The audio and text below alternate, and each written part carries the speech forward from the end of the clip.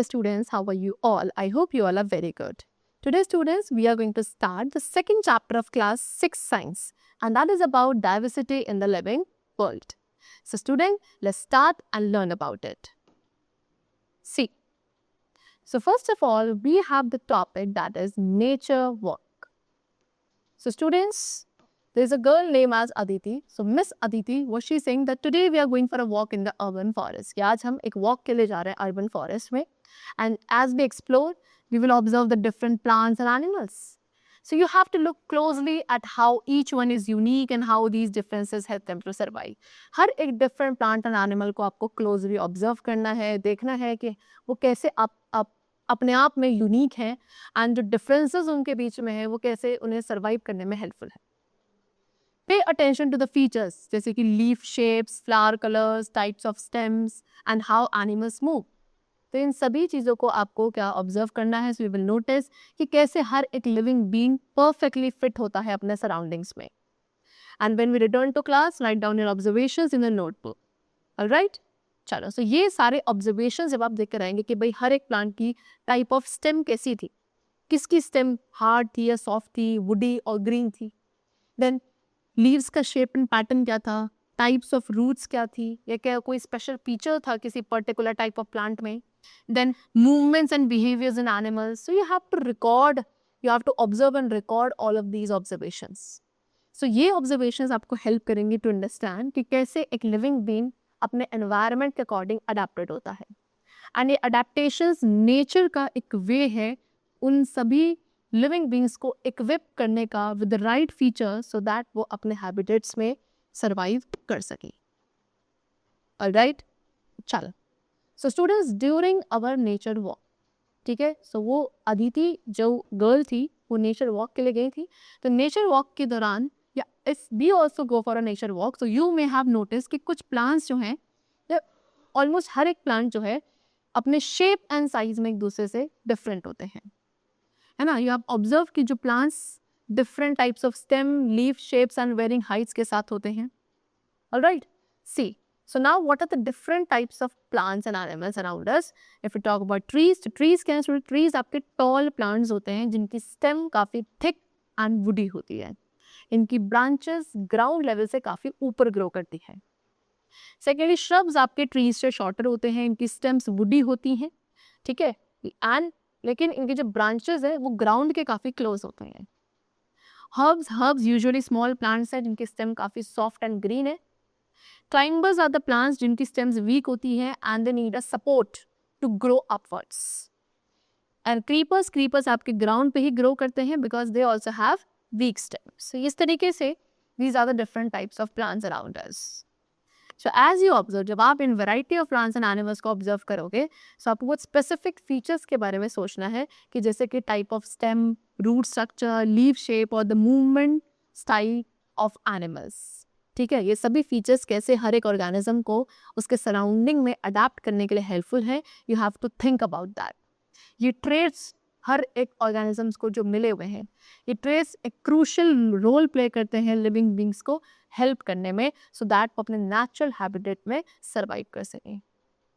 And जो relationship है एक ऑर्गेनिज्म के कैरेक्टरिस्टिक्स का उसके एनवायरनमेंट के साथ, ये हमारे सर्वाइवल के लिए जो बायोलॉजिकल डाइवर्सिटी नेचर ने प्रोवाइड करी है उसकी ब्यूटी एंड इम्पोर्टेंस को हाईलाइट करता है. Now types of root. So what are the different types of root? Number 1 we have tap root system. ठीक है, सो स्टूडेंट्स, वो प्लांट्स जिनमें टैप रूट सिस्टम होगा उसमें एक सिंगल थिक प्राइमरी रूट जो है वो डाउनवर्ड्स डायरेक्शन में ग्रो करती है from the base of the stem. Alright, and फिर उस मेन रूट से बहुत सारी सेकेंडरी रूट्स जो है ब्रांच आउट होती हैं. अभी टैप रूट क्या करेगी? प्लांट को ग्राउंड में फर्मली होल्ड करके रखती है एंड प्लांट को हेल्प करती है to draw out the water and minerals from the deep within the soil. Second type of roots that is fibrous root system. अब कुछ ऐसे प्लांट्स हैं जिनमें फाइब्रस रूट सिस्टम होता है. फाइब्रस रूट सिस्टम में there are many thin roots जो कि बेस स्टेम से अराइज होती हैं एंड डिफरेंट डायरेक्शंस या ऑल पॉसिबल डायरेक्शंस में स्प्रेड हो जाती हैं. ठीक है, ये जो फाइब्रस रूट सिस्टम होता है या फाइब्रस रूट्स होती हैं ज़्यादा डीप गो यानी कि डीपली इनटू द सॉइल नहीं जाती, बल्कि सरफेस से क्लोज रहती है, so that plant quickly water absorb कर ले after the rate from the soil. For example grass and wheat. ठीक है, ग्रास एंड वीट में फाइब्रस रूट्स होती हैं. ये रूट्स एक नेट जैसा स्ट्रक्चर बना देती हैं सरफेस एरिया के पास. ठीक है, similar to how a net catches falling objects. Fibrous root quickly water capture करती है from the top layer of the soil. Alright, चलो. Now next we come to the topic that is what? Leaves. See, leaves क्या है? Leaves are the kitchen of the plant. Okay, तो leaves को oftenly kitchen of the plant कहा जाता है because ये responsible है for making food. Okay, and वो फूड ही है जो प्लांट्स को अलाइव रखेगा. बट डिड यू नो कि जो लीफ में वेन्स होती हैं, they reveal a lot about the plant. So students, most of the leaves आपकी ब्रॉड होती हैं एंड उनमें एक विजिबल नेटवर्क होता है वेन्स का. तो अब ये वेन्स कैसे हेल्पफुल है प्लांट लीव्स के लिए? सो ये वेन्स जो एक लीफ में स्टूडेंट्स ये इंपॉर्टेंट पर्पस सर्व करती हैं. क्या? कि ये वाटर एंड न्यूट्रिएंट्स को कैरी करती हैं लीव्स के डिफरेंट पार्ट्स तक एंड फूड मेकिंग प्रोसेस में लीव्स के लिए हेल्पफुल होती हैं. एंड जब डिजाइन या जो पैटर्न होता है जिसमें ये वेन्स अरेंज्ड हैं on the leaf, that pattern और design is known as venation. How many types of leaf venation? Two types of, that is parallel venation first of all. You can see this is the parallel venation. अब ये एक ऐसा type of pattern है जहाँ पे veins एक दूसरे के पैरेलल रन करेंगी from the base to the tip. ठीक है, अगर ये आपकी लीफ है तो इसमें ये वेन्स इस तरीके से पैरेलली बेस से टिप में इस तरीके से रन करती हैं. ठीक है, ग्रासेस, मेज, लिलीज, इन सभी प्लांट्स में पैरेलल वेनेशन होता है. ठीक, think of like railway tracks. अगर आप रेलवे ट्रैक्स की बात करें तो रेलवे ट्रैक्स कैसे होते हैं? Straight and side by side. ठीक है, इसी तरीके से पैरेलल वेनेशन होता है जो हेल्प करता है वाटर एंड न्यूट्रिएंट्स को ट्रांसपोर्ट करने में efficiently along the length of the leaf. Second type of venation we have is reticulate venation. Reticulate में क्या होता है? वेन्स एक नेट लाइक स्ट्रक्चर बनाती हैं जो कि सेंट्रल वेन से अराइज होंगी लाइक दिस.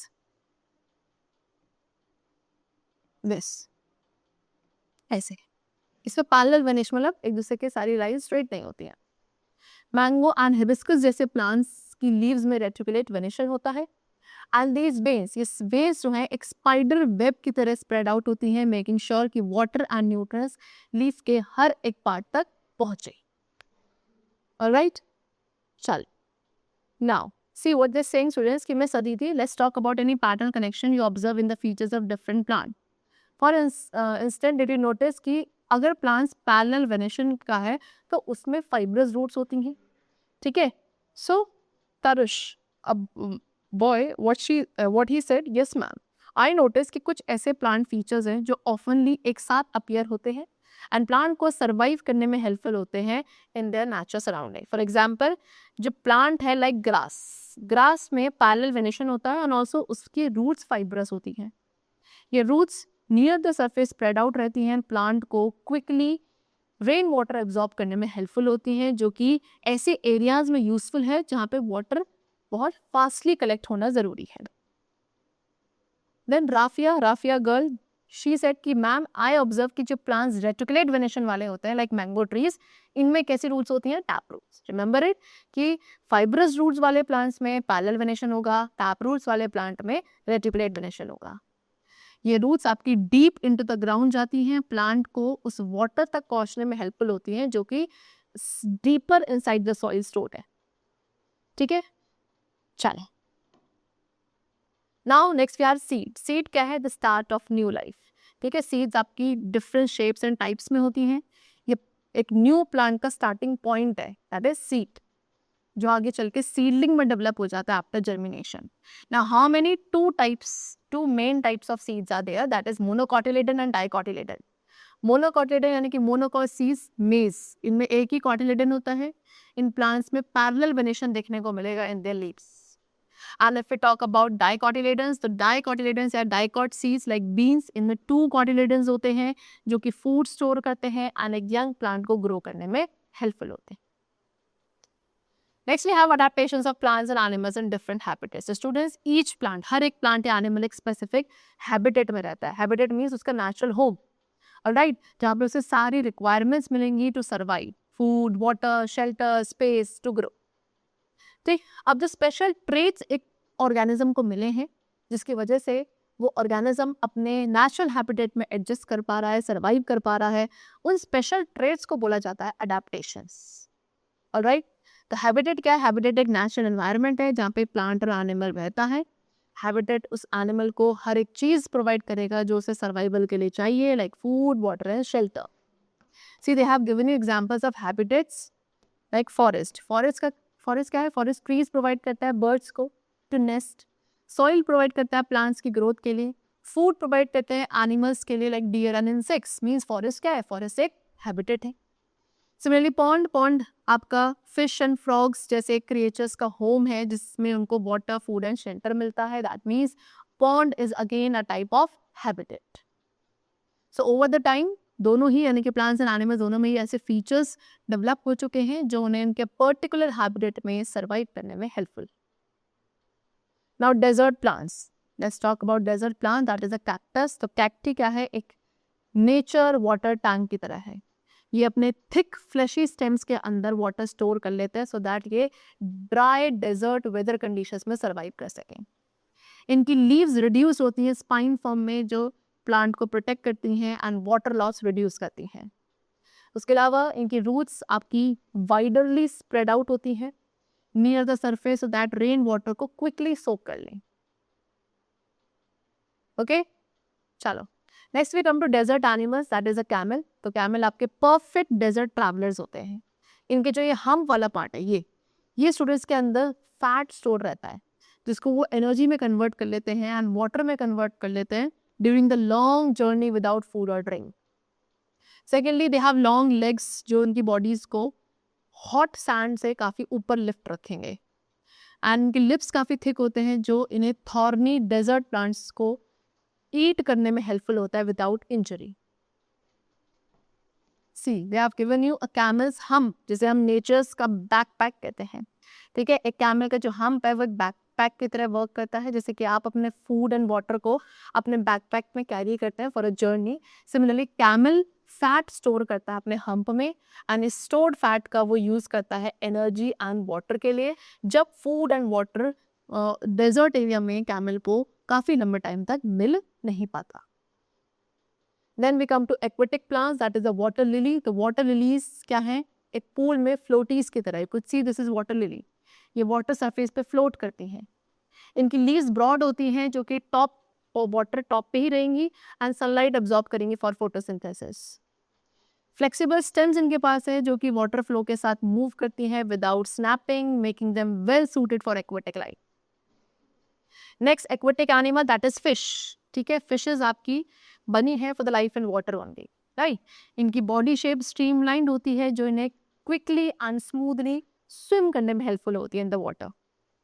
सेकेंडली इनके पास गिल्स है, अ स्पेशल रेस्पिरेटरी ऑर्गन जो इन्हें अलाउ करती है वाटर डिजॉल्व्ड ऑक्सीजन को एब्जॉर्ब करने में। एंड ऑल्सो इनके पास फिन्स होते हैं जो इन्हें हेल्प करते हैं in the movement, balance and direction as they swim. So students, we have another category of animal that is amphibian animal. Amphibian animal कौन से animals हैं जो land and water दोनों पे ही survive कर सकते हैं?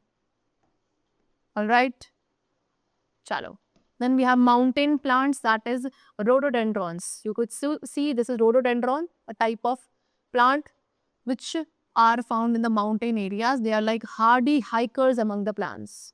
ऑलराइट, इनकी जो लीव्स है काफ़ी थिक एंड लेदरी होती हैं जो वाटर लॉस को रिड्यूस करती है एंड उन्हें प्रोटेक्ट करती है from the cold.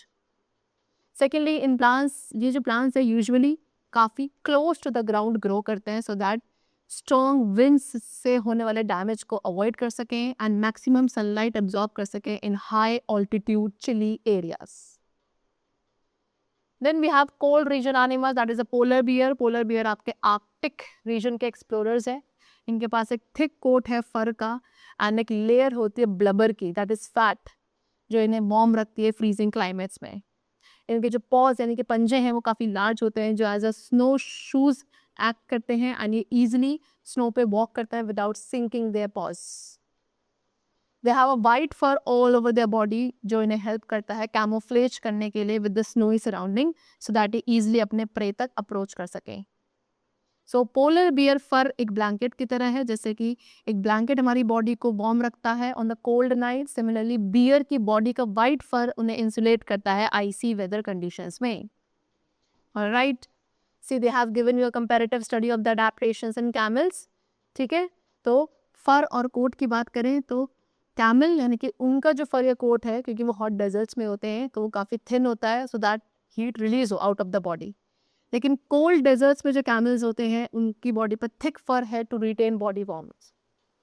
Fat storage, तो फैट स्टोरेज यानी कि हॉट डेजर्ट कैमल्स का जो फैट स्टोरेज है वो हम्प में होता है एनर्जी और वाटर के लिए. लेकिन कोल्ड डेजर्ट्स में जो उनका हम्प है उसमें भी क्या फैट स्टोरेज रहता है फॉर एनर्जी और वाटर. लिम्ब लेंथ, तो हॉट डेजर्ट कैमल्स की जो लिम्ब की लेंथ है काफ़ी लॉन्ग होती है to stay above the hot sand. लेकिन कोल्ड डेजर्ट कैमल्स के पास लेग्स शॉर्ट होते हैं बिकॉज उनको हीट लॉस की बॉडी में ज़रूरत नहीं है. नेजल अडेप्टेशंस, तो हॉट डेजर्ट कैमल के नोस्ट्रल्स सैंड स्टॉर्म्स के दौरान क्लोज हो जाते हैं एंड कोल्ड डेजर्ट कैमल्स के जो नोस्ट्रल्स हैं वो भी क्लोज हो जाते हैं टू ब्लॉक. ऑलराइट, चलो. Now they have given you a visit to the zoological garden over here. See, on a Sunday or during a school holiday, plan a family trip to the nearest zoological park with your parents and वहाँ जाके आपको different animals को carefully observe करना है. उनमें से कोई भी 10 animals को choose करके आप उनके special adaptations को note करेंगे जो उन्हें movement में helpful होते हैं. That is walking, flying, swimming, etc. फिर उसके बाद आप उनकी pictures click करेंगे to capture what you see. Observations को आपको लिखना है, रिफ्लेक्शंस को आपको लिखना है एंड एक प्रेजेंटेशन प्रिपेयर करने to share findings with the peers in class. Alright, चलो. So this is not so important. See now let's come over here. So student is asked question that why is diversity so important in ecosystem. ये जो diversity हमारे ecosystem है वो इतने important क्यों है? What would happen, क्या होगा अगर सारे प्लांट्स एंड एनिमल्स एक जैसे ही दिखें और एक जैसे ही एक्ट करें? ठीक है, एंड उस चीज़ से हमारे एनवायरनमेंट पे क्या इम्पैक्ट आएगा? So students, the answer has been given कि डाइवर्सिटी एसेंशियल है इकोसिस्टम को हेल्दी एंड बैलेंस रखने के लिए. हर एक प्लांट एंड एनिमल का एक स्पेशल रोल होता है, जैसे कि कुछ प्लांट्स फूड प्रिपेयर करते हैं, कुछ एनिमल्स पॉलिनेशन में हेल्प करते हैं, कुछ आपके वेस्ट या वेस्ट को न्यूट्रिएंट्स को जो है क्लीन करते हैं या फिर न्यूट्रिएंट्स रिसाइकिल करते हैं. ठीक है, अगर सभी लिविंग बींग्स एक जैसे होंगे तो इकोसिस्टम आपका लेस एफिशिएंट हो जाएगा and much like trying to fix everything with just one tool from a tool box. Alright, so इसीलिए एक variety of plants and animal होना हमारे इकोसिस्टम को हेल्प करता है कि वो चेंजेस को अडेप्ट कर सके एंड हमें वो सारे रिसोर्सेज प्रोवाइड कर सके जिसके ऊपर हम डिपेंडेंट हैं, like clean air, food and water. Without diversity, अगर डाइवर्सिटी नहीं होती तो वर्ल्ड आपका कैसा होता स्टूडेंट्स? डल एंड अनबैलेंस्ड होता. ठीक है, इमेजिन जहाँ पे हर एक इमेजिन करो एक ऐसा वर्ल्ड जहाँ पे हर एक एनिमल एंड प्लांट एक जैसा दिखता है तो कोई भी वैरायटी नहीं होगी कलर्स, शेप या बिहेवियर्स की. जो नेचुरल ब्यूटी है या फंक्शनिंग है हमारी इकोसिस्टम की वो लॉस्ट हो जाएगी. बिकॉज इकोसिस्टम को सभी स्पीशीज का एक मिक्स चाहिए होता है स्ट्रॉन्ग रहने के लिए एंड प्रॉपरली वर्क करने के लिए. Alright, so that's all for the chapter. I hope you must have understood it. So let's meet in the next session very soon. Till then, take care of yourself and thanks to everyone.